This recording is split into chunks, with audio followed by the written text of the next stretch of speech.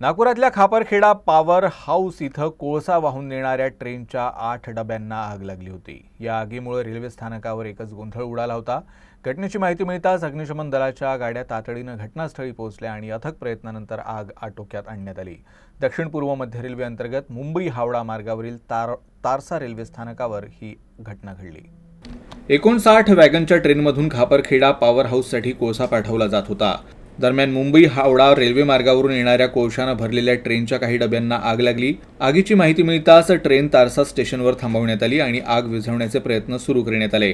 मात्र आग इतकी भीषण होती की ती विझवता येत नव्हती। यानंतर रेल्वे अधिकाऱ्यांनी सकाळी 6:20 ट्रेन पुढे पाठवली। ट्रेन कन्हान स्टेशनवर पोहोचताच तिथं आधीच उपस्थित असलेल्या पार्श्वनी, कन्हान आणि कामठी येथील अग्निशमन दलाच्या गाड्यांनी आग आटोक्यात आणण्याचा प्रयत्न सुरू केला आणि अखेर मोठ्या प्रयत्नानंतर आग आटोक्यात आली। त्यानंतर ट्रेन खापरखेडा पॉवर हाऊसकडे पाठवण्यात आली।